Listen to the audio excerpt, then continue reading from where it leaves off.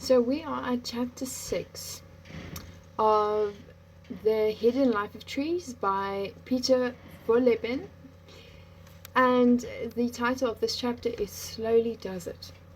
Let's go. For a long time, even I did not know how slowly trees grew. In the forest I manage, there are beeches that are between 3 and 7 feet tall. In the past, I would have estimated them to be 10 years old at most. But when I began to investigate mysteries outside the realm of commercial forestry, I took a closer look. An easy way to estimate the age of a young birch tree is to count the small nodes on its branches. These nodes are tiny swellings that look like a bunch of fine wrinkles. They form every year underneath the buds, and when these grow the following spring and the branch gets longer, the nodes remain behind. Every year the same thing happens, and so the number of nodes correspond with the age of the tree. When the branch gets thicker than about 1/10 of an inch, the nodes disappear into the expanding bark. So anyone with bark questions, there you go. When I examined one of my young beech trees, it turned out that a single 8-inch long twig already had 25 years. Sorry, that was me projecting. Let me correct myself. When I examined one of my beech trees, it turned out that a single 8-inch long twig already had 25 of these swellings. I could find no other indicator of the tree's age on its tiny trunk, which was no more than 1/3 of an inch in diameter. But when I carefully extrapolated the age of that tree from the age of the branch, I discovered that the tree must have been at least 80 years old.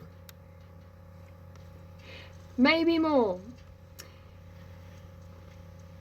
So for those who love maths, have fun. I will too, in my own privacy, where I can make lots of mistakes until I understand.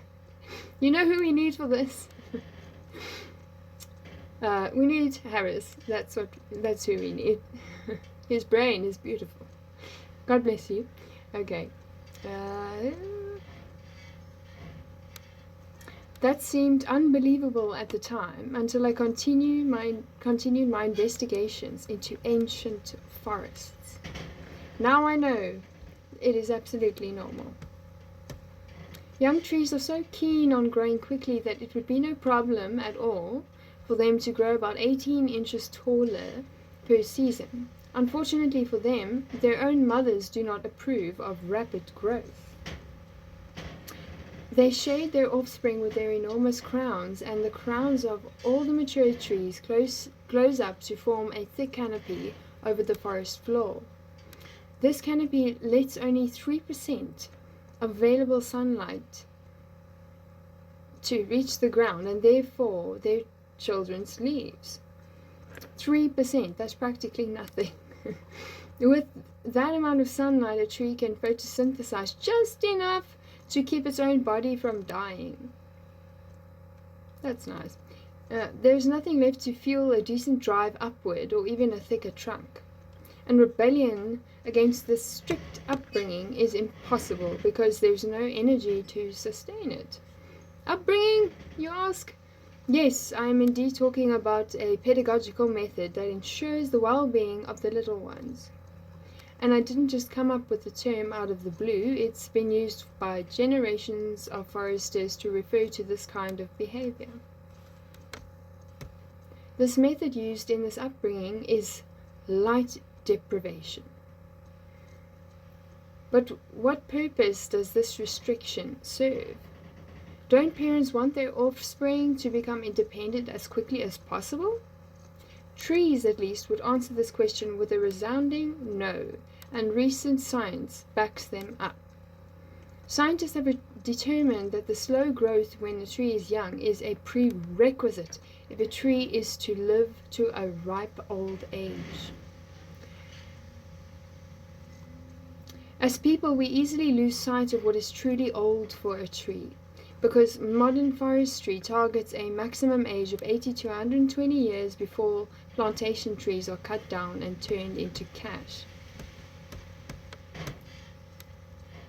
Under natural conditions, trees that age are no thicker than a pencil and no taller than a person.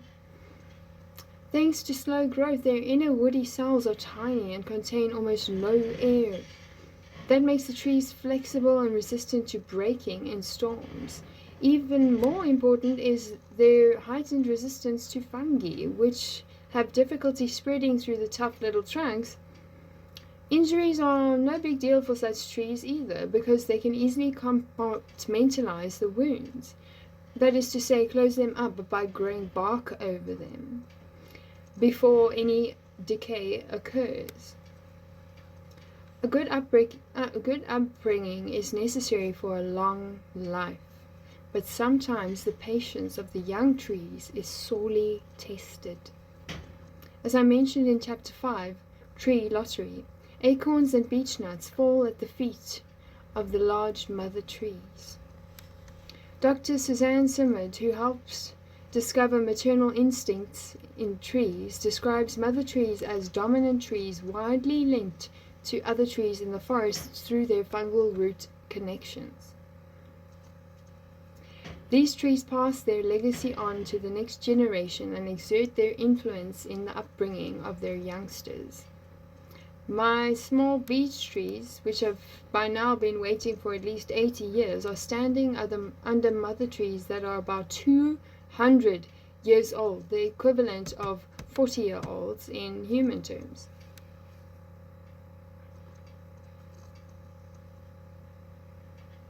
Ooh, I'm not going to do it now, but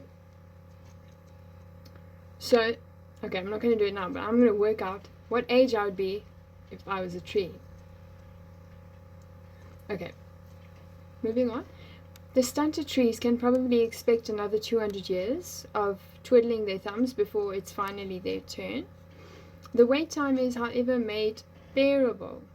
Their mothers are in contact with them through their root systems, and they pass along sugar and other nutrients. You might even say they are nursing their babies. You can observe for yourself whether young trees are playing the waiting game or putting on a growth spurt. Take a look at the branches of a small silver fir or beech. If the tree is obviously wider than it is tall, then the young tree is in waiting mode.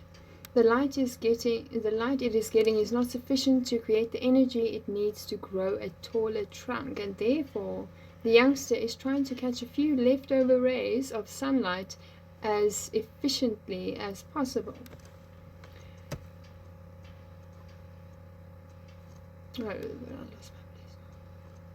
To do this, it lengthens its branches out sideways to grow special ultra-sensitive leaves or needles that are adapted to shade. Often you can't make out the main shoot on trees like these. They resemble flat-topped bonsai. One day, it's finally time. The mother tree reaches the end of her life or becomes ill.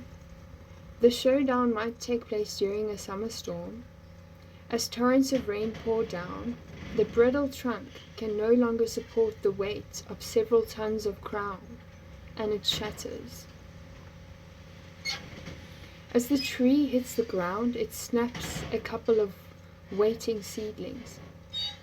The gap that is opened up in the canopy gives the remaining members of the kindergarten the green light, and they can begin photosynthesizing to their heart's content. Now their metabolism gets into gear, and the trees grow sturdier leaves and needles that can withstand and metabolize bright light. That's beautiful. Like, that touched my heart right now. Wow.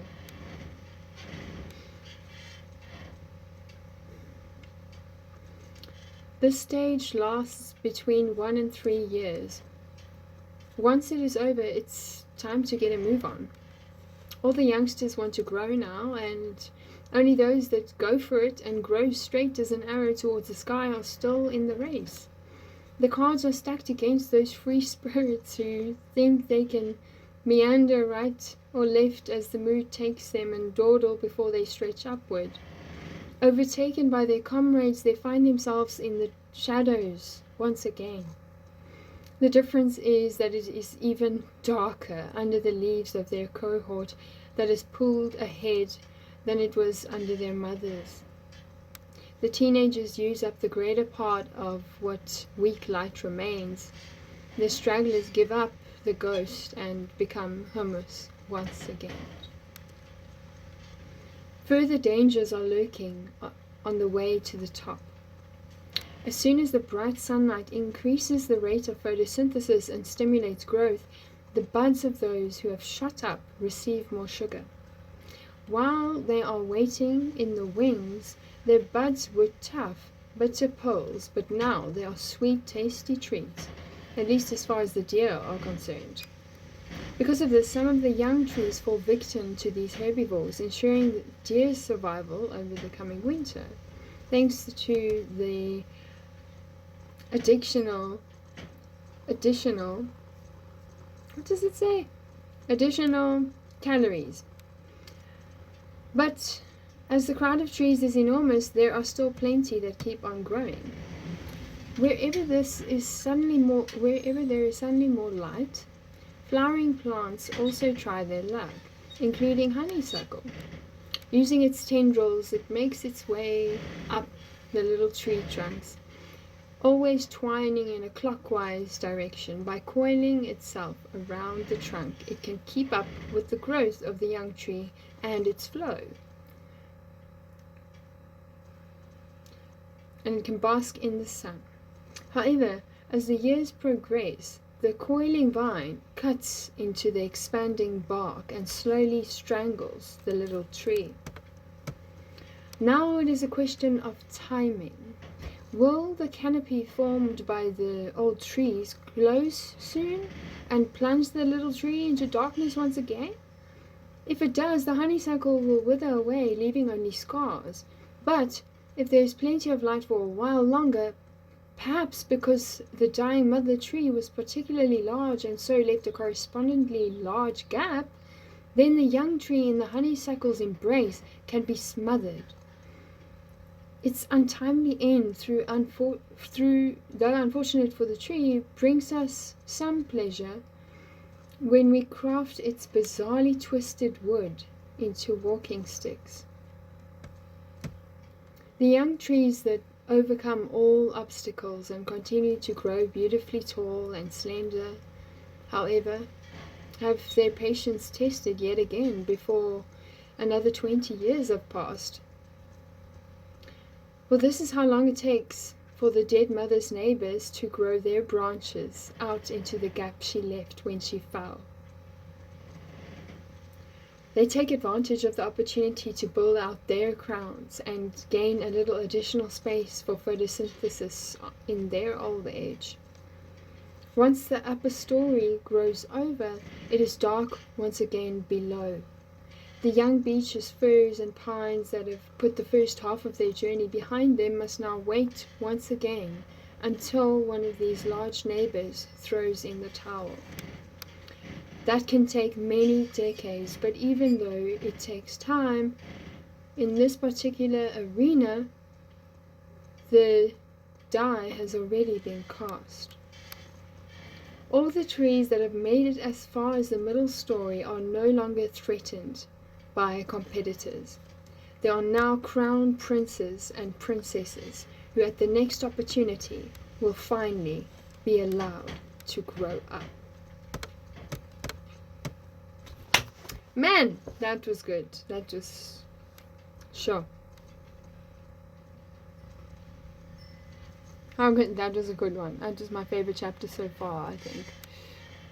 It was beautiful, just the way it was written, and the way I was reading it, and then also I'm hearing it out loud. whilst I'm reading it, but it's mostly me reading it. Like, there's a lot of privacy whilst I'm doing this. You know, it's on film. I'm reading it out loud to be kind to others. Sharing is caring. But I just find it so beautiful. I really do find it beautiful. In fact, if I could, you know, as far as we've been until now, if I could extract a piece, it would be that piece from when it begins to describe what the mother tree does, and then some until the end of that chapter. It's I mean, that's just it's nothing but beauty. It resonates, and it's meaningful. Don't you think it's meaningful? And we can all relate to that kind of thing. We really can. We've all been a child once, and maybe even had a child. Or you may be a father or a mother of a child, or you have a father or mother where you are the child, and maybe you're an adult with them, or you know, there's different stages, and there's just wow. And what did it say? So a 200-year-old, when I say old, I mean young, because apparently a 200-year-old tree is the equivalent to a 40-year-old person. So let's hope they're an adult. So this is embarrassing. I feel like I must pause this and then come back with the miraculous maths that I can just do, because I'm so quick with that. No, it takes some time and meditation for the answer to come to me. But yeah, so like I'll just leave this here. So if you could do your own maths and let me know in the comments how old you are in terms of a tree. Just, you know, just for participation. And because if you're interested in knowing, then you've got to do the math yourself. So yeah, and it's cool. So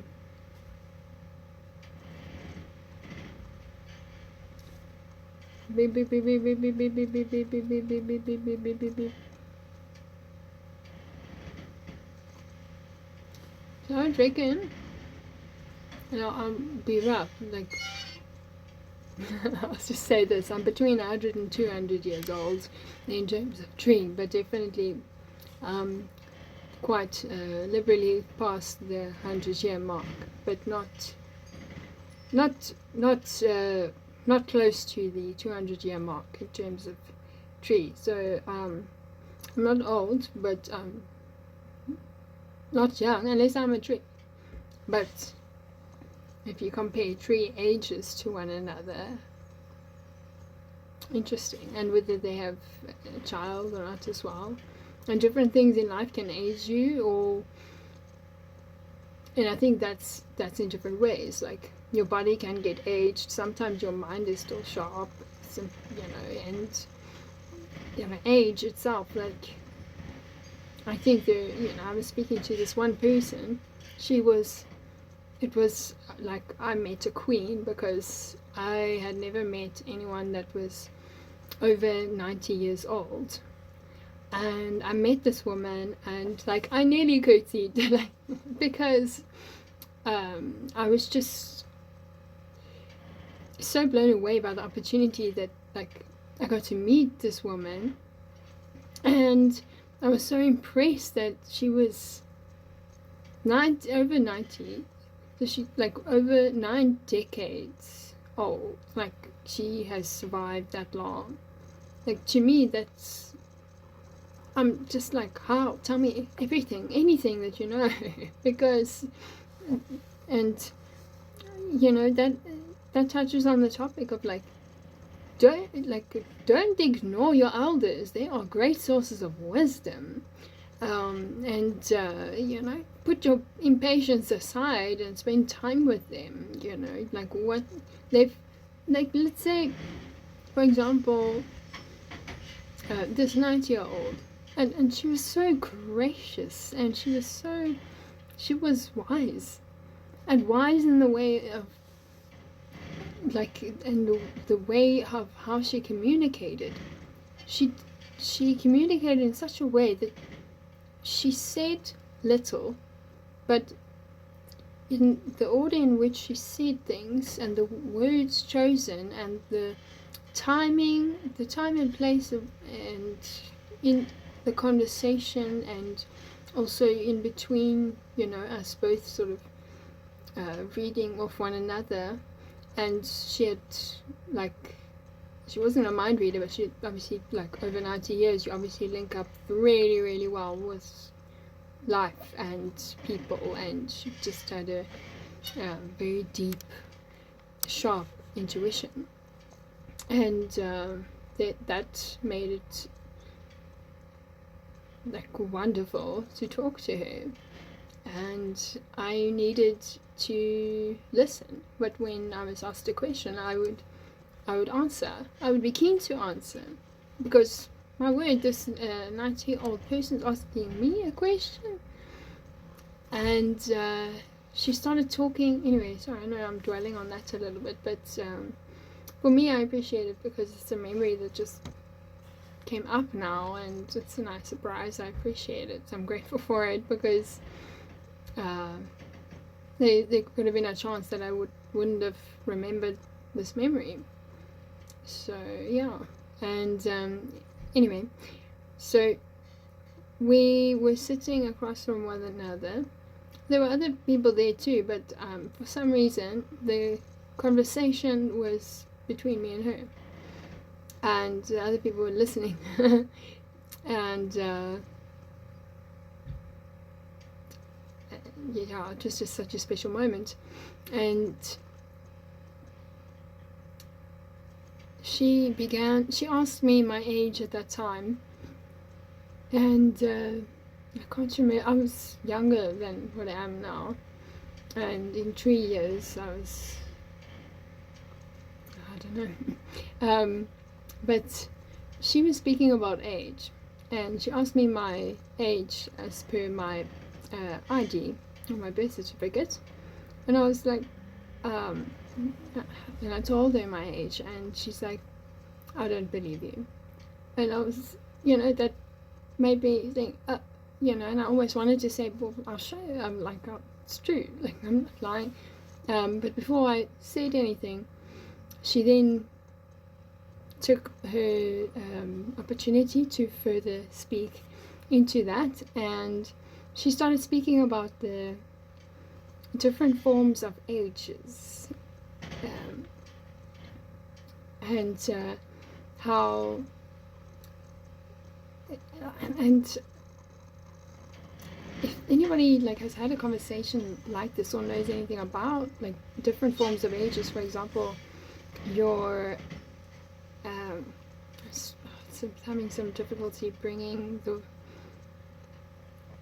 all the precise words back into memory, but it was just like your spirit or soul age,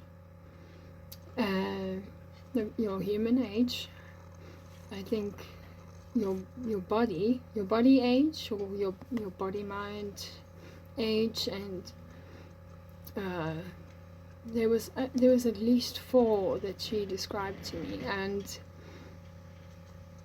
gosh, if I get an opportunity, I don't know how this will happen, to speak to her again, I know that I'll bring this up. Anyway, she ended up saying to me that I was not the age that I was, and she told me what age I was actually, and I was like, yeah, that's how I feel. It resonated with me. So she took multiple aspects of me into account, and somehow deducted and communicated to me what she concluded about, or what she saw, or what she just knew, or what she observed. I don't know how she could tell. It's just, that's, anyway, that's why it's just so amazing. And when she told me, she said it as a matter of fact. I mean, she just knew. You knew, and I knew that's the truth. Like I didn't need to question her, nor did anybody else, because it was very, very clear that it wasn't some kind of ploy. She wasn't joking. And when she spoke, it like resonated with my core, and I was like, there was like I think a split second of awe, or I don't like to say awe because everybody's talking about it like that, and awful or awesome. Okay, I want to say wow. Oh wow, because I feel like that is a nice. Those are different letters and also appropriate. Anyway, and I think it's a nicer. It's more of a responsive word, like, yeah, and a reflective word and a descriptive word. It's like wow, and it's an acronym as well. So yeah, it's amazing what she could tell, and I think that, you know, this talk about trees and things like that, she must have had some really amazing tree type of wisdom, because now I'm starting to near the edge of my thinking, which makes me want to stop talking, because then my thoughts can start to form shapes and go like anyway, I know I sound like an idiot. Yeah, sorry, I know, blah blah blah blah blah blah blah blah blah, I can't stop talking, but I think that you know what I mean, or maybe you don't, but you can make some kind of sense if you try, if you want to. Otherwise, you can just put yourself in a bad mood and say, "Oof, this is nonsense. Why did I waste my time?" Blah blah blah. But you know, maybe you have a thought. Maybe you've experienced that in that way. I can't say I'm the best articulator or storyteller, or best at anything really, but I am curious, and you know, I've been through a lot, and so have you and lots of people that I know, and I don't think that just because of that serves as a good reason to not try, and to not try and let yourself be free and maybe blab a little bit, maybe try and experiment a little bit, even if it's in front of a camera in this form. And you can do it in different ways. And yeah, it just,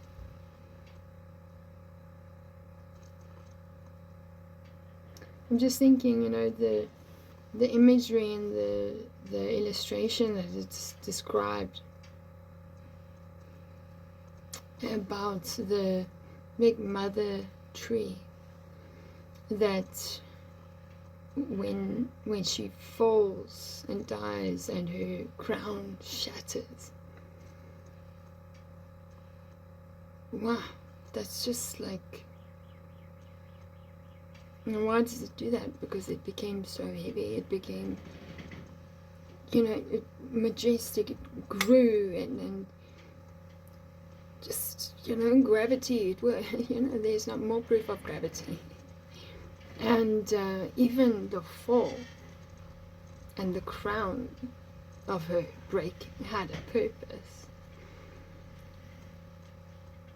But often we don't look at trees or other people in that way. We don't look, we often don't have a sense of awe or wonder or wow, or like a reverence, an instant respect, a curiosity, a deep longing to somehow, with courtesy and respect and with keenness, get into a conversation with somebody else who is older, who is much older than you, who has wisdom, who is most likely someone you need to listen to, who's someone that might not be around for a lot longer, that maybe you're taking for granted, and you shouldn't.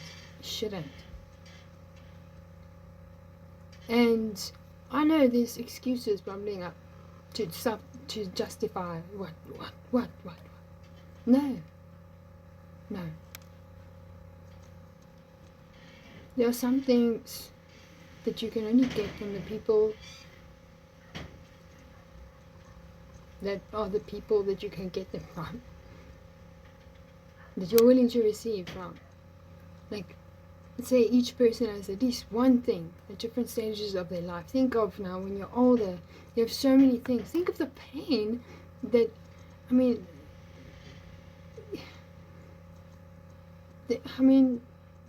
surely there must be some kind of pain with if you've lived for so many decades and collected so much, and people just, because you're old, people just don't come to you. They leave you alone. They don't see the value in this multi-decade person with multiple decades worth of wisdom, all accumulated, refined, and ready to give to those who are there, or those, maybe if there is people there, then they should be willing to receive that, eager to receive that. That is a gift. That is a passing down. Like, yeah, we need to value these people in our community. We owe it.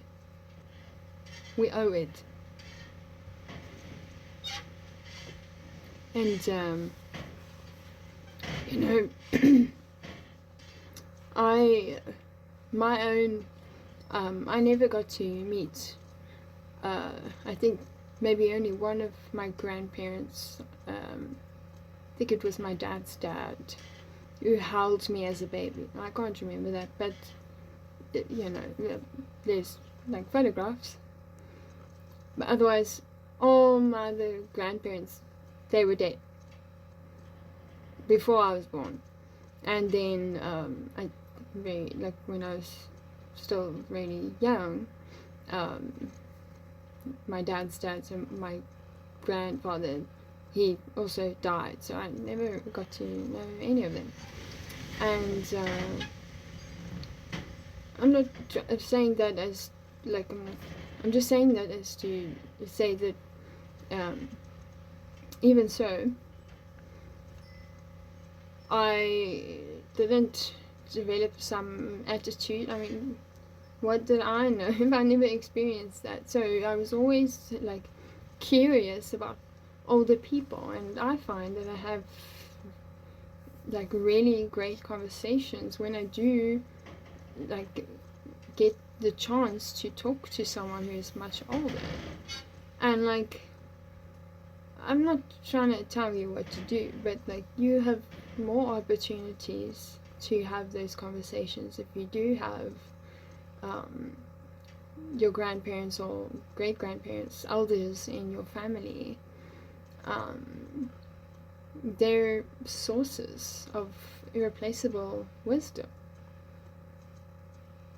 Even if, let's say, someone has dementia, that doesn't mean that they cannot communicate to you something that will be so valuable to you for the rest of your life.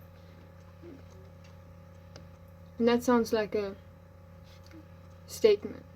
No, you can learn if you get into the rhythm, and you spend time and you get to know, and you are sensitive and gentle and listening and aware and just there,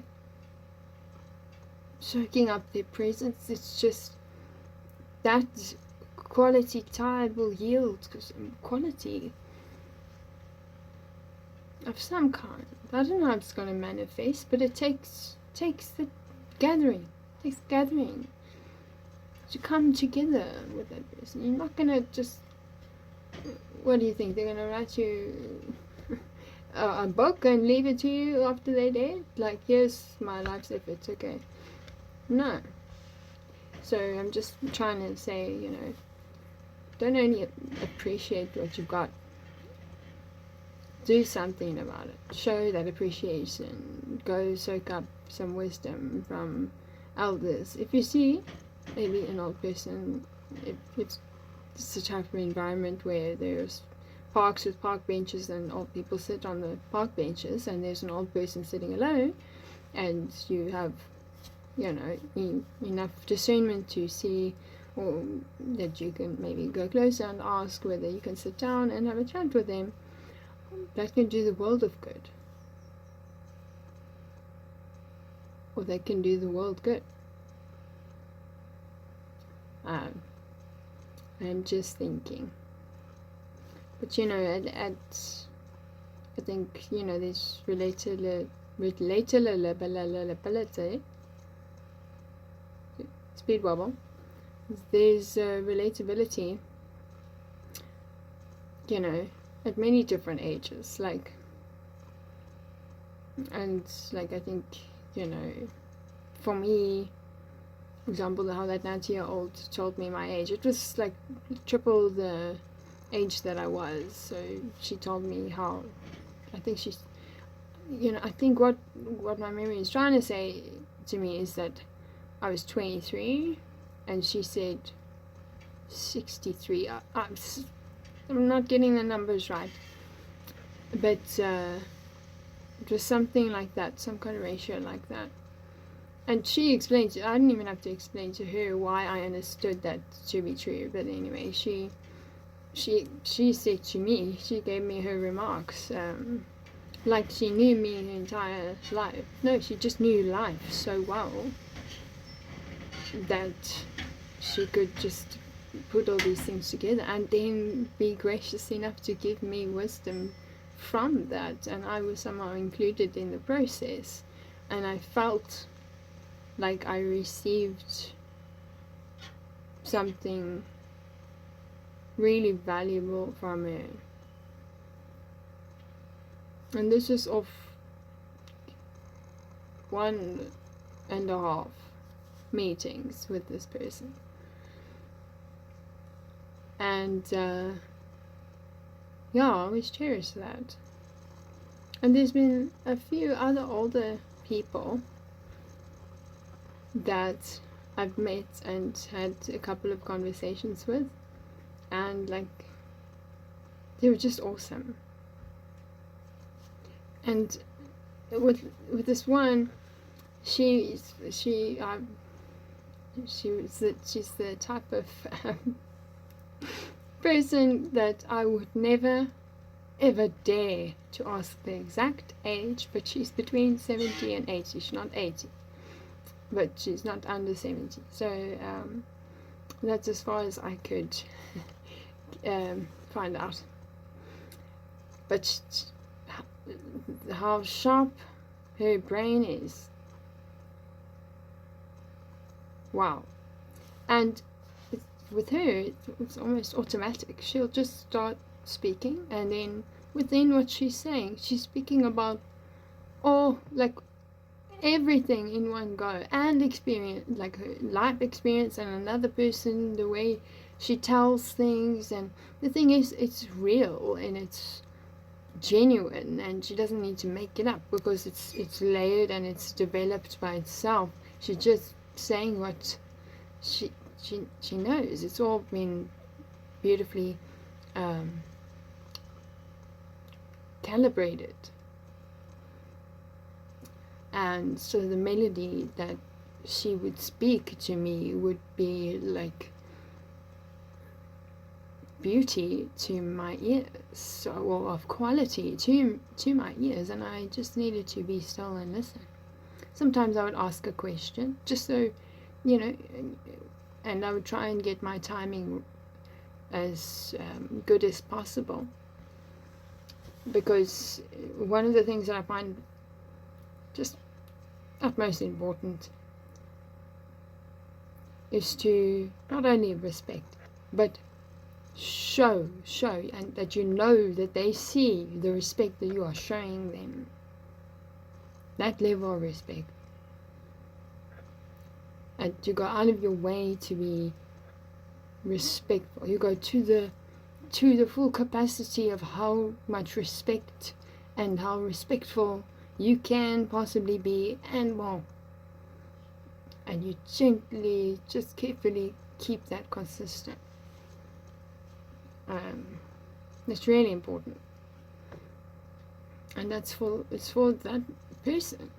And it's not like she demanded it, but in a way, like, I just knew that that's the level I had to be at because of her presence. And how did I pick this up? Maybe this sounds like jimble jamble. It makes sense to me, and I know that I can't speak all the context, otherwise I'll just, like, the technology in front of me, God, thank God for technology, it's a beautiful invention, will probably just say, well, I can't handle this anymore. So anyway, but yeah, I feel now like a little bit of self-conscious feelings registering. I feel some doubts coming up, like, oh, I should stop talking. I feel like some thoughts are like kind of saying, oh, just stop, what you're saying is silly, no one will understand you, like, why are you saying this, you know, aren't you supposed to be blah blah, you know, some kind of now thoughts are coming in, and I want to keep talking, but I also feel like I should stop at this point, and I think I will stop, because I think also, like, I'm into an unknown space as well, and I'm not sure where to navigate from here, except for take a pause, stop the video, hope that you could bear with me and that you could have taken away something from the rambling and the reading and the selective thinking out loud. Because of what I am able to, like, get in like, you know, in a certain fashion out of my mouth, in a way that there can be some understanding for me and others, is well, firstly, that's an art in itself that I've not mastered, but it is selective, because, you know, I'm aware at the same time of, like, I don't want to say 10, but like a large amount of streams of thought, or little annoying thoughts, or like bunches of thoughts. It's almost like different cloud formations of thought that are like, that I'm aware of, and so it's like my mind goes this way, that way, it's my multi-perspectival, multi-aspectival, multi-participatory, all the multis, but not multitasking, because that has been so misused. But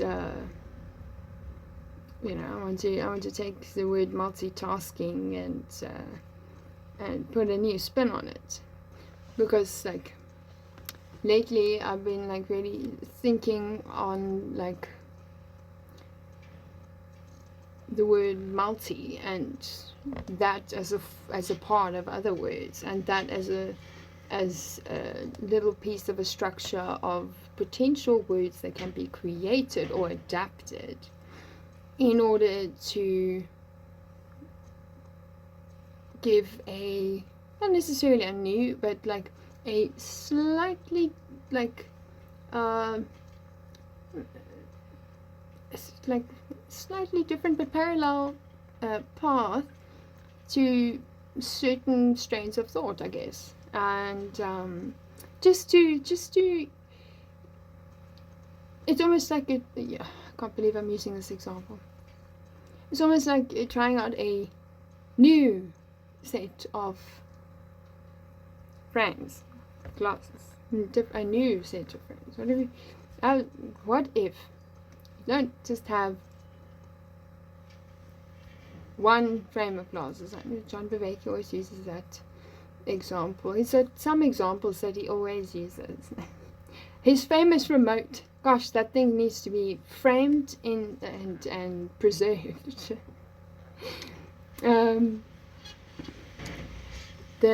How he explained the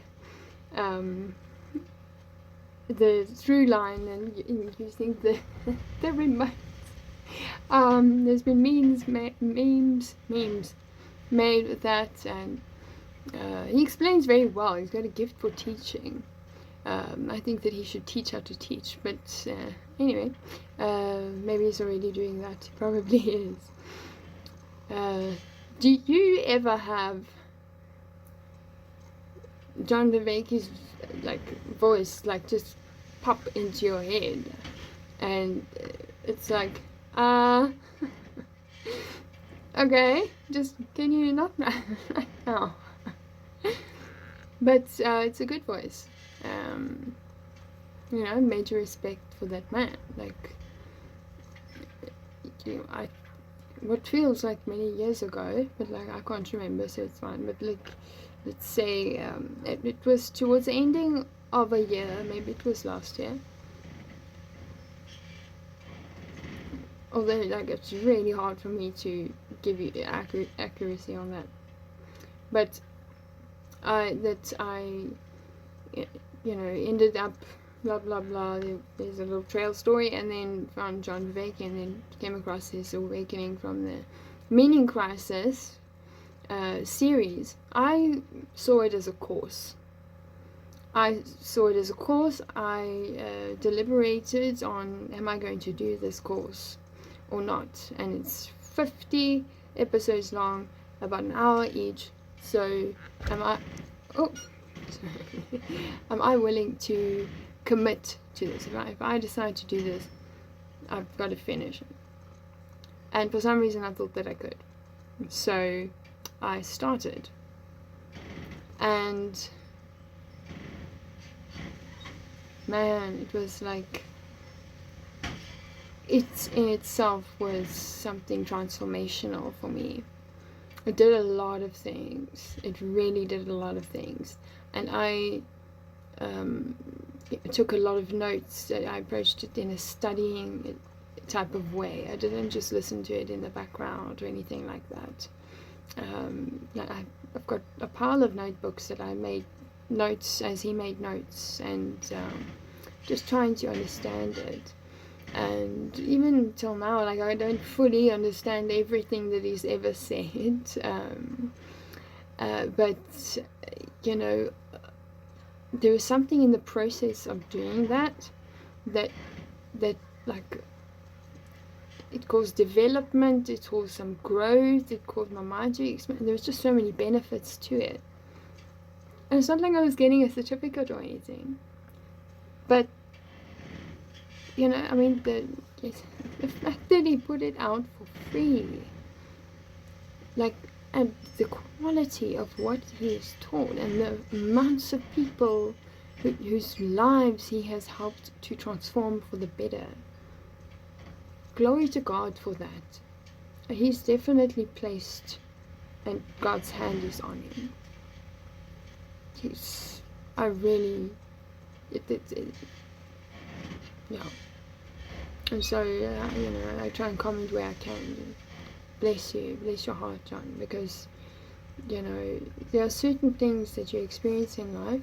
Sometimes God uses people, and people with their God gifted talents and abilities and their purpose, and somehow you align in the timing that you do, and God arranges it, and it's often in the time you don't even know that you need it the most, and yet there's just this, there's a inflection point, like the ignition, and if you're willing to keep that, to what's the word, to see to that spark, and to help foster it into a flame that you can, start to develop around, and grow and learn how to handle, and then eventually be able to master it, at a certain level, as per according to your own gift, or and in a way that you can then share with others. You can build community, you can come into communion with somebody else, you can connect. It's like creating these networks, that's saying you're not alone. You're not, but it's a bit flat, like saying it like that. But I think depending on who's saying it to who, and how they mean it, and if they're willing to show up, that's like an added layer to. If I say you're not alone, call me anytime, I'll be there for you, I'll answer the call, and I'll basically prove to you that you're not alone, that you can count on me at least a certain portion of the time. Then that's a little bit different than just saying it. So don't be just a sayer, be a doer as well. But sometimes, we have a choice between not saying anything, ignoring someone, and maybe being able to utter out like a good earnest "you are not alone," and hoping that that person will just take that in and hopefully get the revelation of that later when they do get united. So I think, what I want to end off with is thoughts on unity, because, and I think more and more people are starting to realize how fundamental that is. That's how it's, if I say meant to be, I feel my own eye roll won't happen. But, that's how, how things are coming together. The natural way, the gathering, and often you feel alone, there's loneliness, you highly doubt people if they say to you, you are not alone, and sometimes even you can know of that God is with you, that He's never left you nor forsaken you, but yet you have this feeling, and it's hard to label, and you feel convicted because you don't want to, you kind of maybe want to say, well, I'm lonely, I'm alone, I'm alone all the time, like there's, but God is with me, and like there is, I understand that type of statement, because for a lot of people, myself included, if God was not with me, if He had left me, and I was truly alone, I don't think I'd be alive. So there's, I just want to put a tiny point in that one there. So so you are not alone, and there's this quote, so I'm thinking of it now, so I'll just pop it in. That, and this might sound corny, and that's not the right pun, but I couldn't think of a better one as an intro to what I want to try and quote right now, is that if you feel alone, I'm botching up this quote,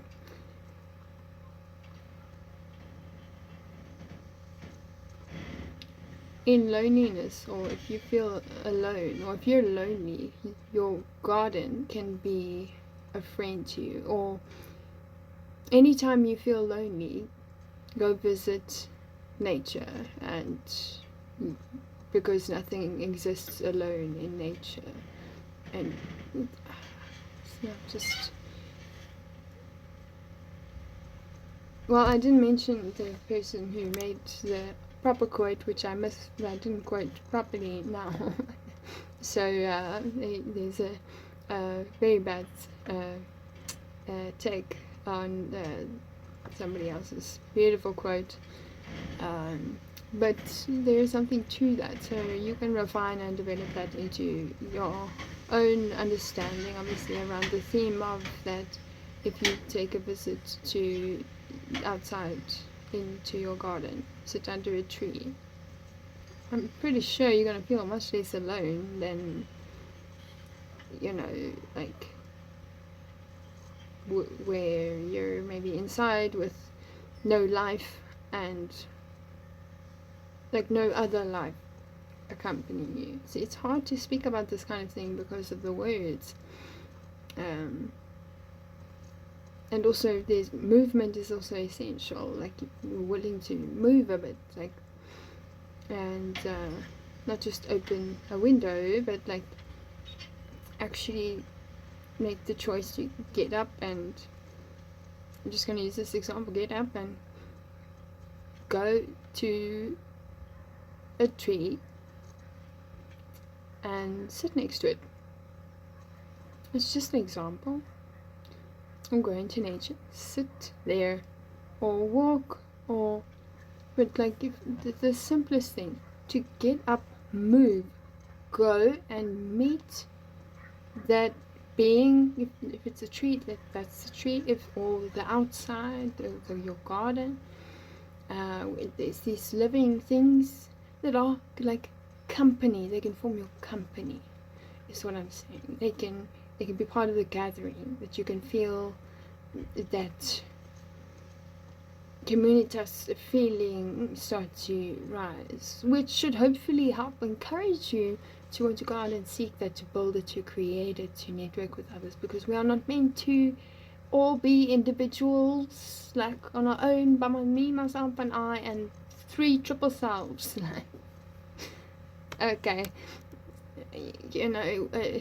with wandering alone, with no torch and no purpose, wanting yet to help everybody, yet not connected to anybody, and feeling defeated and feeling disconnected and alone and abandoned and rejected and blah blah blah blah blah. And some of those things may very well be true,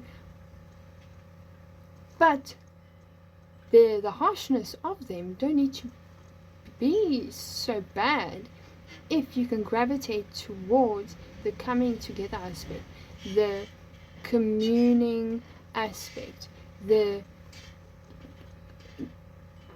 company aspect, being in the company of, gathering together.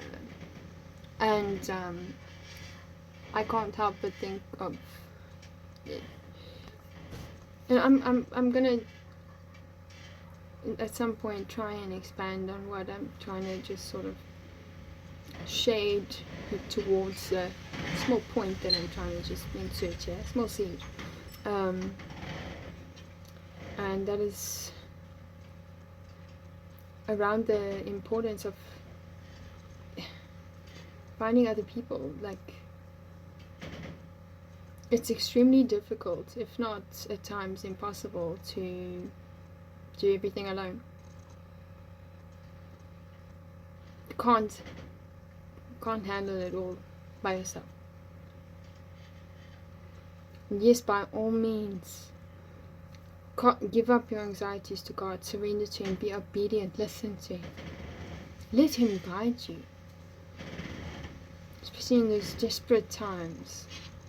When the times are the hardest, that's when you need to be grateful and praise Him, even though every fiber of your being is sort of saying, I don't want to do that. Do it anyway. It doesn't make sense either way, so try the gratitude attitude and do it on repeat.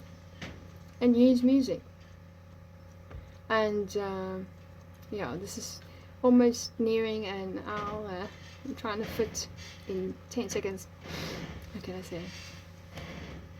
Find your tribe. Seek the kingdom. Seek God.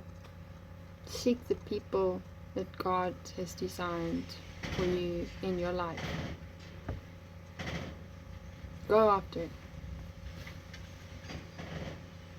And don't be afraid to connect. That's easier said than done. And that's the truth. But it's not impossible to say, and it's not impossible to do. So there you go. And you don't have to do it alone. You can have a teammate and someone who's maybe also alone and is a first timer and certain things that happen to overlap with yours. Then you can go at it together and learn together. Helping to bridge the gap, or helping to open up a gap through which a new way can come, a way for air, or knowledge, or a pathway, or whatever it is. Just now I'm just thinking Yahweh.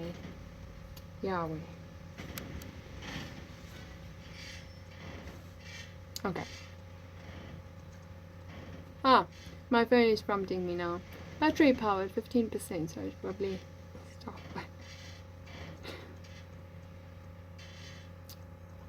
Okay. Yeah. Thank you if you've endured this whole thing. I don't know everything that I can say, but thank you.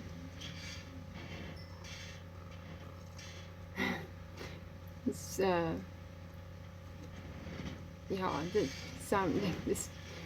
majority of this video hard for me. So if it is hard for you, I'm sorry. But at the same time, thank you. And thank you for your understanding and your input and any feedback. And yeah, I'm going to say it again. I'm really keen to try and have some conversations going. I think that would be more productive. Okay. Keep well. Reach out. Here's a hand. Here. Take. Let's connect.